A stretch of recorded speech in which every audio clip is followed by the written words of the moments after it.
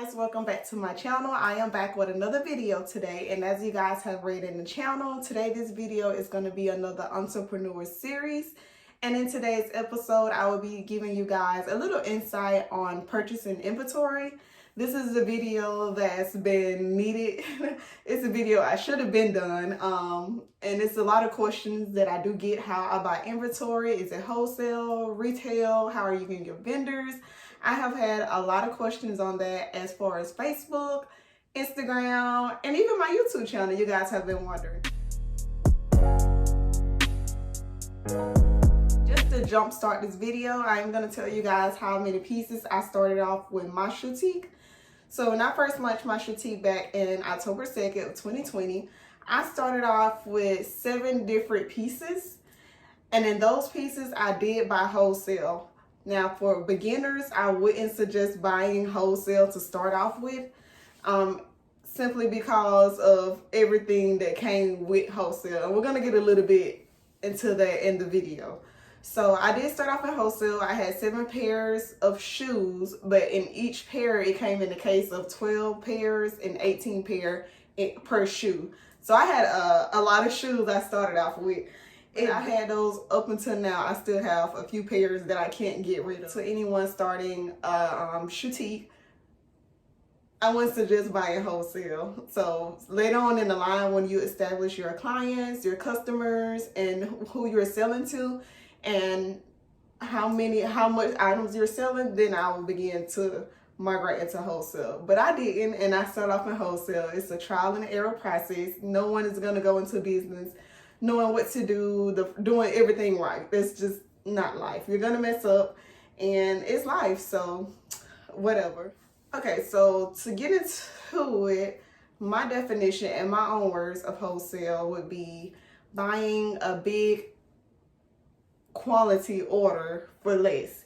And then buying regular retail, you buying small quality for more, if that makes sense. So just to get a little bit into it, as I stated before, there's some cons and pros of each.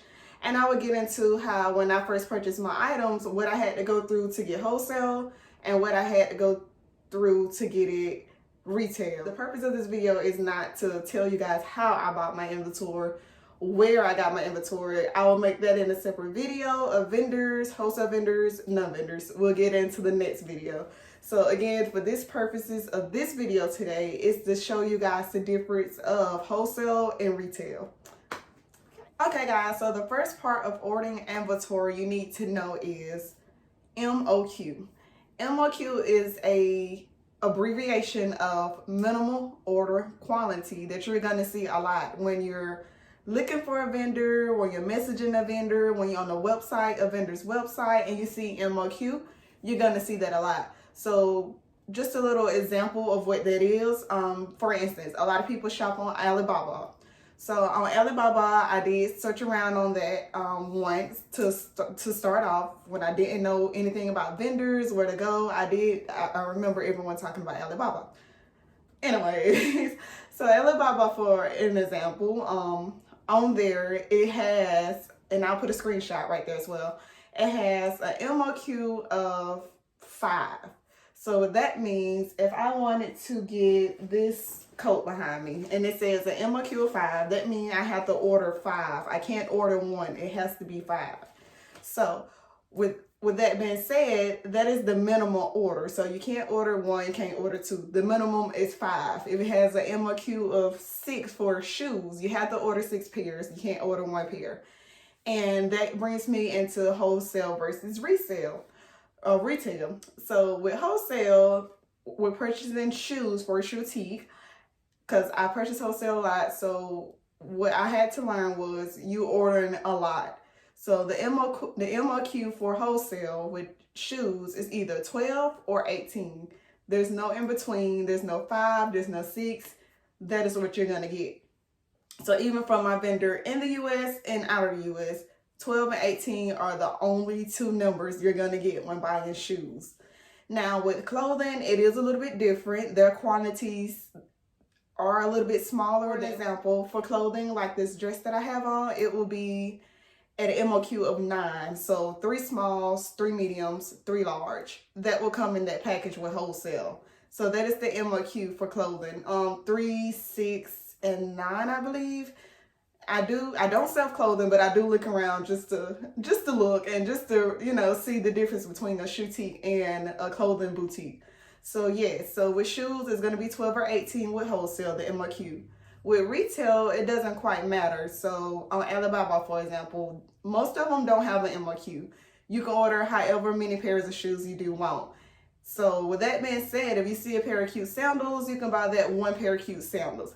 But it's going to cost a little bit more with retail. So as we mentioned before, with wholesale, you're buying a big bulk and you're getting a discount. So with retail, you're just buying one item at regular price. So this dress could be $12 in the store price. And I see this dress, so it's going to be the whole $12 plus taxes. If I was to get a big bulk of these, it will be a little bit cheaper in the long run. So yes, MOQ is a word that's needed to be understood. Sometimes you can message vendors and possibly on Alibaba, I know for sure you can, but if it's a regular wholesale distributor like in the US and out the US, in the US, 9 times out of 10, you can't change it. You're going to have that MOQ of 18 and 12, sizes 5.5 to sizes 10 majority of the time. And sometimes they have pack B. It's still going to be an MOQ of 18 to 12. But that size could be like 7 to 11 or 6 to 11 if I'm not mistaken, because you can choose pack A or pack B when purchasing from wholesale. Number one, the first difference in wholesale and retail purchasing, shopping for inventory is you're going to need your business license, a EIN or reseller's license, some type of license when purchasing for wholesale. So for an example, I did sign up for a new wholesaler I just found out about. And they sent over a form I had to fill out. And on this form, it asked for my business license, EIN. I had to send that in, like upload a picture of it or download it to the website or the email that was sent over. And that was required. That is a requirement when purchasing wholesale. You cannot get on a legit wholesale website with no EIN, without a business license, reseller's license. You can, because that's a requirement of signing up for a wholesaler. Now retailer, Alibaba, I'm just going to keep using it as an example because it's not really a wholesaler legit. It's not a common wholesaler website. It's just you can get anything off there. Wholesale, not. But yeah, so with retail on Alibaba, you don't need any type of certification, no license, no numbers, none of that. So you could just log on, make an account, and you can get the scrolling, messages vendors, and go on with your whatever you want to order. So yes, so for the business license, it's not needed to go on Alibaba, AliExpress, DHgate. Those websites typically aren't needed for a business license. But to get a legit wholesaler, you will need a business license, some sort of EIN number, some sort of certification, reseller's license, some type of license you're going to need. When signing up for wholesale versus retail, there was another difference I learned as well. So on the application for all the wholesale vendors I done applied to, I had to upload 3 invoices from other businesses that I done purchased from.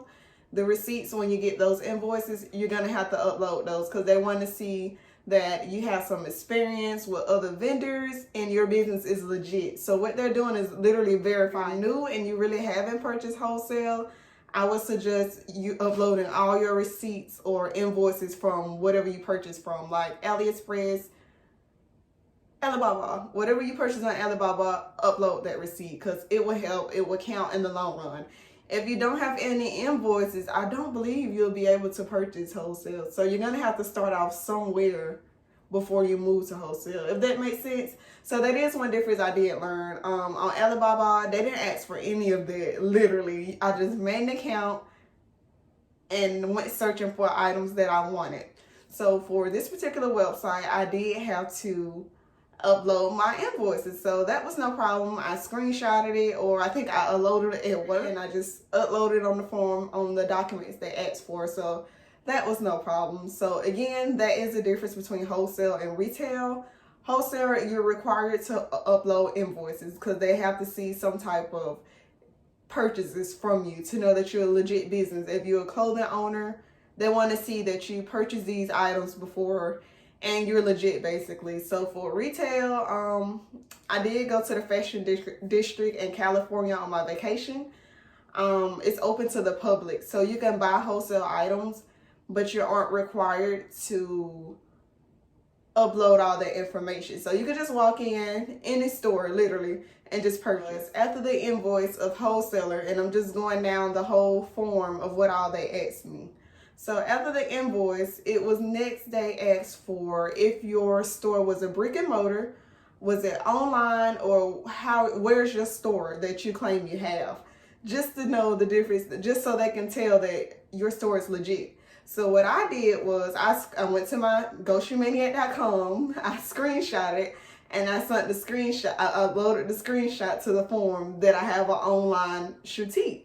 So I check marked the online store and I uploaded a screenshot because you have to have proof. So I'm not sure if they check it or what, but that is a requirement when purchasing wholesale. With retail shopping, you don't need to prove any of that. No one asks you any of that. Again, Alibaba don't care if you have a store or not. You can sell on Facebook. Alibaba wouldn't care. They don't ask for the information, and that information is not required. So if you're on Alibaba, AliExpress, DHgate, and a vendor asks you that, you might want to abort that vendor, because I don't think that's true. That information is not required. Ask for this, but this one particular vendor, she sent a credit card authorization form. They sent me a form stating that if my card declined, it would be charged so-and-so for it declining. I had to sign off on that. I also had to sign an order form.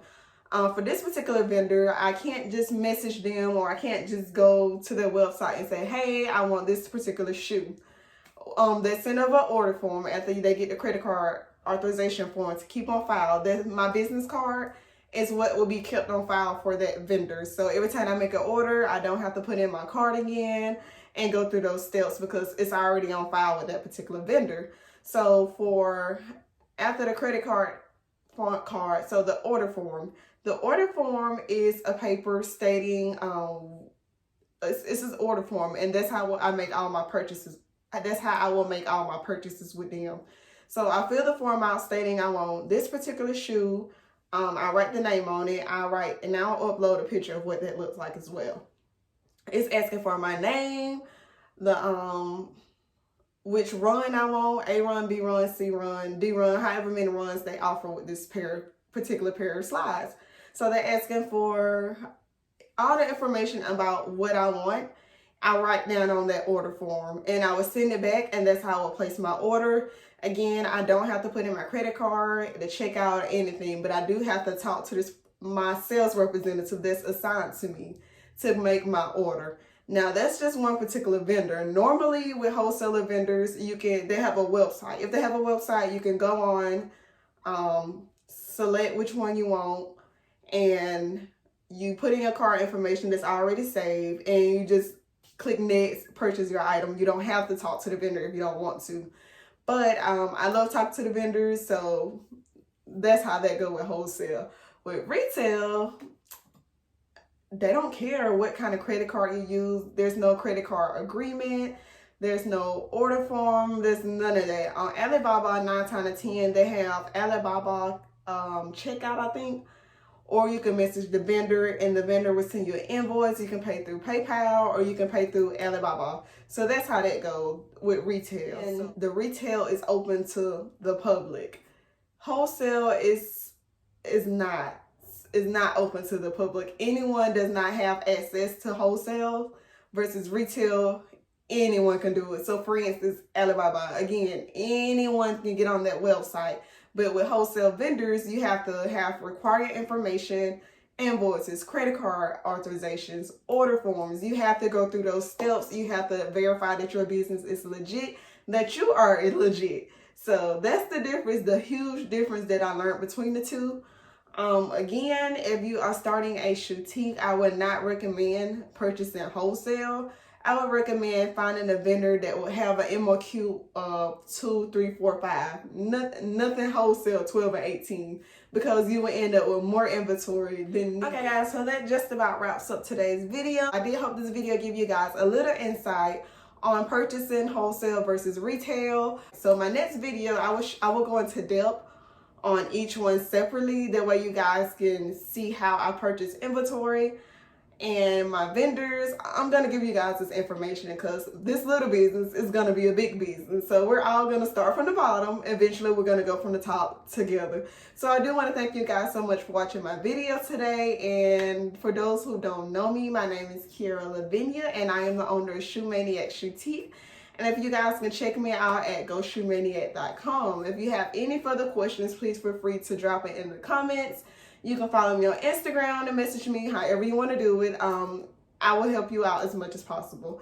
So until the next video, you guys, thanks for watching this another entrepreneur series. And I hope I didn't leave anything out for you guys.